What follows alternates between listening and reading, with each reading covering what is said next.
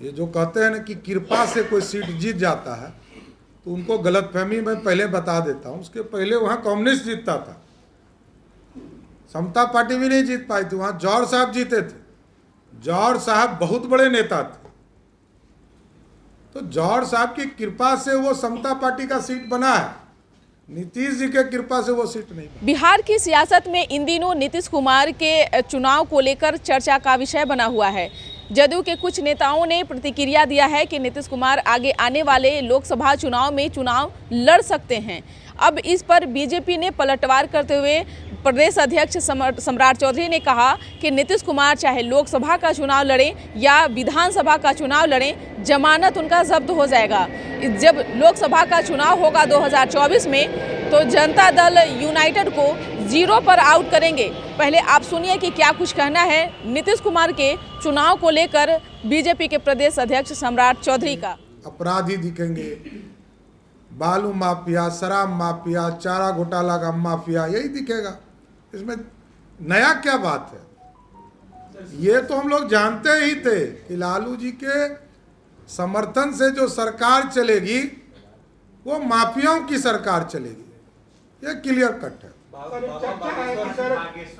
चर्चा है कि बनारस से लोकसभा का चुनाव लड़ सकते हैं, आपकी क्या टिप्पणी है? देखिए, नीतीश बाबू चुनाव कहीं लड़े, जनता ने मूड बना लिया है। अब उनके पार्टी का खाता नहीं खुलेगा तो कहाँ से चुनाव जीतेंगे?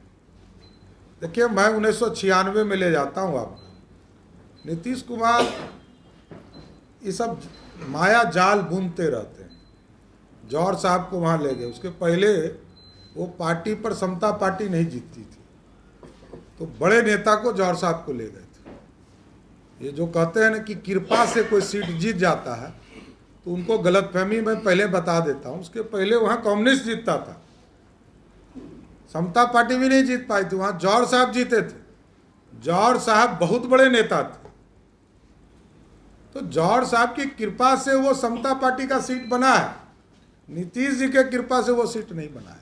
नालंदा से जीत पाएंगे नीतीश कुमार? ये तो महान जनता नालंदा का तय करेगी, लेकिन स्पष्ट रही है, जब नीतीश कुमार जी की पार्टी का खाता ही नहीं खुलेगा तो वो कहाँ से जीते? लेकिन 2004 के बाद नीतीश कुमार कोई चुनाव लड़े नहीं है, तो आपको लगता है कि इस बार? नहीं, मैं इस पर कोई बड़े नेता हैं इस पे कहाँ कोई प्रश्न है भाई।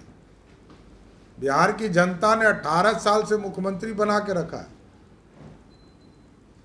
लंबे समय तक बिहार की सेवा किया है। लेकिन मैंने ये कहा है कि 2013 के बाद नीतीश बाबू सिर्फ सरकार बचाने वाले मुख्यमंत्री हैं, लेकिन जनता तय करेगी कि पूरी तरह जनता दल यूनाइटेड को 0 पर आउट करना है। इसलिए भी आउट करना है कि अब बिहार की राजनीति में नीतीश बाबू अप्रासंगिक हो चुके, उनके पास कोई वोट नहीं है। लालू जी के वोट से चुनाव नहीं जीत सकते। तो सुना आपने कि क्या कुछ कहा। बता दें कि इन दिनों मुख्यमंत्री नीतीश कुमार बिहार की सियासत में चर्चा का विषय बने हुए हैं।